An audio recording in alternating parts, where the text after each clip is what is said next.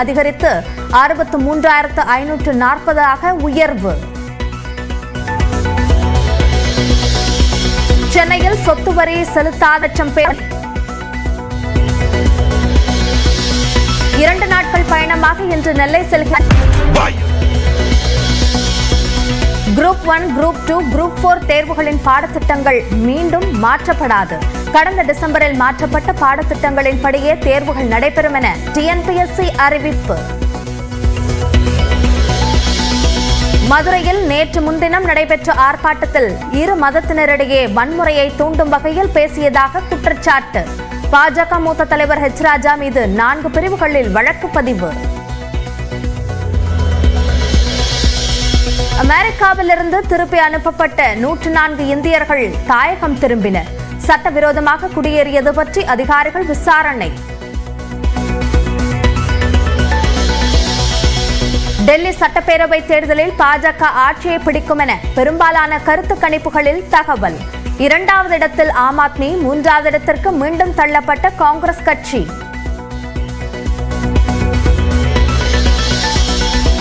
ஆளுநர் RN ரவிக்கு எதிராக தொடரப்பட்ட வழக்கு உச்சநீதிமன்றத்தில் இன்று மீண்டும் விசாரணை. மசோதா இயற்றப்பட்டால் உடனே ஒப்புதல் அளிக்க ஆளுநருக்கு உத்தரவிடுமாறு தமிழக அரசு எழுத்துப்பூர்வ வாதத்தில் வலியுறுத்தல். வேடசந்தூர் அருகே டிராக்டரின் பின்புறமாக கார் மோதி பயங்கர விபத்து. துணை ஆட்சியர் படுகாயம். துணைவேந்தர் நியமனம் தொடர்பான UGC வரைவு நெறிமுறைக்கு எதிராக டெல்லியில் திமுக மாணவர் அணி இன்று ஆர்ப்பாட்டம். ராகுல் காந்தி, அகிலேஷ் யாதவ் உள்ளிட்ட தலைவர்களும் பங்கேற்கின்றனர். குற்றால அருவிகளில் ஜில்லென்று வரும் தண்ணீர். உற்சாகமாக குளித்து மகிழும் சுற்றுலா பயணிகள்.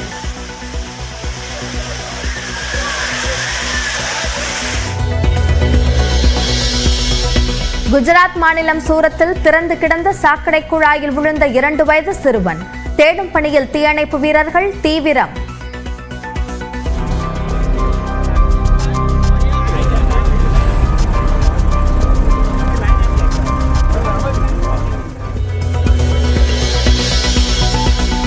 வங்கதேசத்தில் ஷேக் ஹசீனாவின் தந்தை முஜிபுர் ரஹ்மான் வீட்டிற்கு தீ வைத்த போராட்டக்காரர்கள்.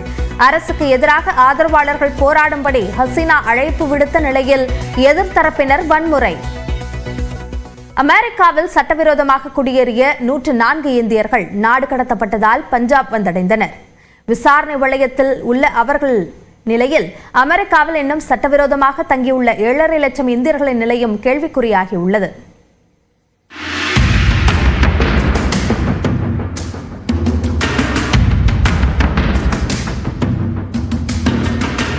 அமெரிக்க அதிபராக ட்ரம்ப் பதவியேற்ற பிறகு பிறப்பிக்கும் உத்தரவுகள் உலக நாடுகளை உலுக்கி வருகிறது. அந்த வகையில் அமெரிக்காவில் சட்டவிரோதமாக குடியேறியவர்கள் வெளியேற்றப்பட்டு வருவது இந்தியாவிலும் அதிர்ச்சியை ஏற்படுத்தியுள்ளது. அமெரிக்காவில் நடத்தப்பட்ட ஆய்வில் 1 கோடிக்கு மேற்பட்ட வெளிநாட்டினர் சட்டவிரோதமாக தங்கியிருப்பதாகவும் அதில் மெக்சிகோ, எல் சால்வடார் நாடுகளுக்கு அடுத்தபடியாக 3வது இடத்தில் இந்தியர்கள் இருப்பதாகவும் கூறப்படுகிறது. படிப்பு, வேலை, சுற்றுலா என கூறி சென்றவர்களில் லட்சக்கணக்கானோர் விசா காலம் முடிந்தும் நாடு திரும்பாமல் அமெரிக்காவில் தங்கி இருப்பதாகவும் ஒரு பகுதியினர் சட்டவிரோதமாக அமெரிக்காவுக்குள் நுழைந்திருப்பதாகவும் கூறப்படுகிறது.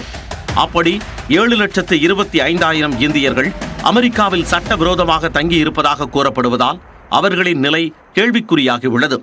அமெரிக்க அரசால் கண்டுபிடிக்கப்பட்டு சிறைகளிலும் முகாம்களிலும் தங்க வைக்கப்பட்டுள்ள 15 லட்சம் வெளிநாட்டினரை முதலில் நாடு கடத்த திட்டமிடப்பட்டுள்ளது. இதில் 18,000 இந்தியர்கள் இருப்பதாகவும் தகவல் வெளியாகியுள்ளது. வழக்கமாக நாடு கடத்தும் பணிகளை அமெரிக்காவின் குடிவரவுத்துறை மேற்கொள்ளும் நிலையில் தற்போது ராணுவம் மூலம் நடவடிக்கைகள் மேற்கொள்ளப்படுகின்றன. முதற்கட்டமாக 25 பெண்கள், 79 ஆண்கள் என 104 இந்தியர்களுடன் நேற்று முன்தினம் டெக்சாஸ் மாகாணம் சான் ஆண்டோனியாவில் இருந்து புறப்பட்ட C-17 ரக ராணுவ விமானம் நேற்று பஞ்சாப் மாநிலம் அமிர்தசரஸ் வந்தடைந்தது. இவர்களில் 33 பேர் குஜராத் மாநிலத்தையும், 33 பேர் ஹரியானா மாநிலத்தையும், 30 பேர் பஞ்சாப் மாநிலத்தையும் சார்ந்தவர்கள் எனவும் தலா 3 பேர் மகாராஷ்டிரா மற்றும் உத்தரப்பிரதேச மாநிலங்களைச் சேர்ந்தவர்கள் என்பதும் தெரியவந்துள்ளது. இவர்களில் 12 பேர் குழந்தைகள் எனவும் 48 பேர் 25 வயதுக்குட்பட்டவர்கள் எனவும் தகவல் வெளியாகியுள்ளது. இந்திய அதிகாரிகளிடம் அவர்கள் ஒப்படைக்கப்பட்ட பிறகு விசா மீறல் குறித்தும் சட்டவிரோத செயல்களில் ஈடுபட்டனரா என்பது குறித்தும் வெளியுறவுத்துறை மற்றும் தேசிய புலனாய்வு அமைப்பு அதிகாரிகள் விசாரணை நடத்தி வருகின்றனர். நாடு திரும்பியவர்கள் மீது வழக்கு தொடரப்படுமா இல்லையா என்பது முதற்கட்ட விசாரணைக்கு பிறகு முடிவு செய்யப்படும் என வெளியுறவுத்துறை அதிகாரிகள் கூறியுள்ளனர்.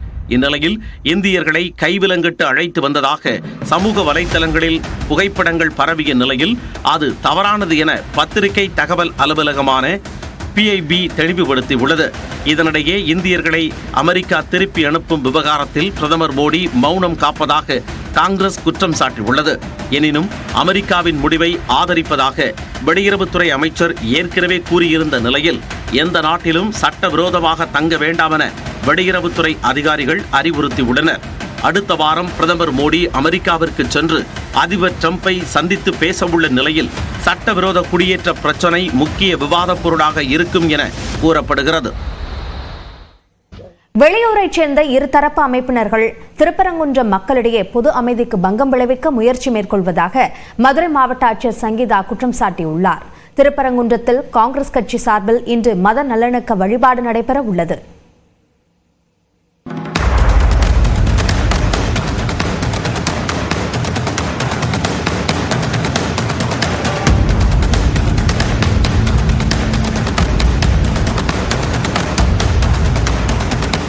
மதுரை மாவட்டம் திருப்பரங்குன்றம் மலை மீது உள்ள சிக்கந்தர் தர்காவில் கந்தூரி விழா நடத்துவதற்கு எதிர்ப்பு தெரிவித்து இந்து முன்னணி உள்ளிட்ட பல்வேறு அமைப்பினர் பழங்கானத்தில் நேற்று முன்தினம் போராட்டத்தில் ஈடுபட்டனர்.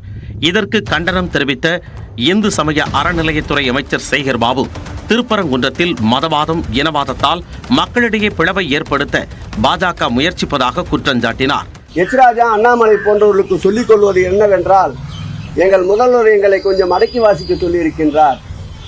நீங்கள் வடமாநிலங்களைப் போல் இங்கும் கலவரத்தை ஏற்படுத்த வேண்டும் என்று நினைக்கின்றீர்கள். இங்கே இருக்கின்ற முதல்வர் உறுதிமிக்க முதல்வர். திருப்பரங்குன்றம் விவகாரத்தில் லாபமடைய வேண்டும் என்று நினைக்கும் தீய சக்திகளை ஒடுக்குவோம் என்று சட்டத்துறை அமைச்சர் ரகுபதி எச்சரிக்கை விடுத்தார்.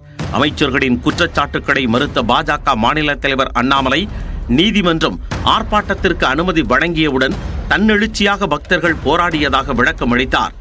இஸ்லாமியர்களாக இருந்தாலும் நம்ம சகோதரர்கள் தான். ஆனா இதுல பிரச்சனை ஆரம்பிப்பவர்கள் யார்? இத்தனை காலமாக அமைதியாக இருந்த திருப்பரங்குன்றத்துல பிரச்சனை ஏற்படுத்தி இருப்பவர் யார்? இதை முதல்ல சேகர் பாபு அவர்கள் ரகுபதி அவங்க திருப்பரங்குன்றத்தில் மத நல்லிணக்கத்தை பேணும் வகையில் அனைத்து மதத்தினரும் வாழ்ந்து வருவதாக மதுரை ஆட்சியர் சங்கீதா தெரிவித்துள்ளார். இது தொடர்பாக அவர் வெளியிட்டுள்ள அறிக்கையில் திருப்பரங்குன்றம் மலை சர்ச்சை தொடர்பாக திருமங்கலம் கோட்டாட்சியர் தலைமையில் கடந்த 30ஆம் தேதி அமைதி பேச்சுவார்த்தை கூட்டம் நடந்ததாகவும் இந்த கூட்டத்தில் வெளிநபர்கள் யாரும் தலையிட்டு குழப்பம் ஏற்படுத்துவதை அனுமதிக்க மாட்டோம் என அனைத்து கட்சியினரும் ஒப்புக்கொண்டு கையெழுத்திட்ட சூழலில் அதிமுக பிரதிநிதி மட்டும் கையொப்பம் இட மறுப்பு தெரிவித்து சென்று விட்டதாக ஆட்சியர் சங்கீதா குறிப்பிட்டுள்ளார். வெளியூரைச் சேர்ந்த இரு தரப்பைச் சேர்ந்த அமைப்பினர் பொது அமைதிக்கு குந்தகம் விளைவிக்க முயற்சி செய்துள்ளதாக கூறியுள்ள ஆட்சியர் பொது அமைதி மற்றும் மத நல்லிணக்கத்தை பேண அனைத்து நடவடிக்கைகளும் மேற்கொள்ளப்பட்டு வருவதாகவும் தெரிவித்துள்ளார். இந்த நிலையில் காங்கிரஸ் கட்சி சார்பில் இன்று திருப்பரங்குன்றம் முருகன் கோவில் மற்றும் சிக்கந்தர் பாஷா தர்காவில் வழிபாடு நடத்த இருப்பதாக அக்கட்சியின் மாநில தலைவர் செல்வ பெருந்தகை தெரிவித்தார். திருப்பரங்குன்றம் ஆலய வழிபாடு செய்ய செல்ல இருக்கிறோம். அதே நேரத்தில் சிக்கந்தர் பாதுஷாவையும் வழிபட இருக்கிறோம். திருப்பரங்குன்றம் கோவிலுக்குள் நேற்று முன்தினம் போராட்டம் நடத்திய 195 பேர் மீது 6 பிரிவுகளின் கீழ் காவல்துறையினர் வழக்கு பதிவு செய்தனர்.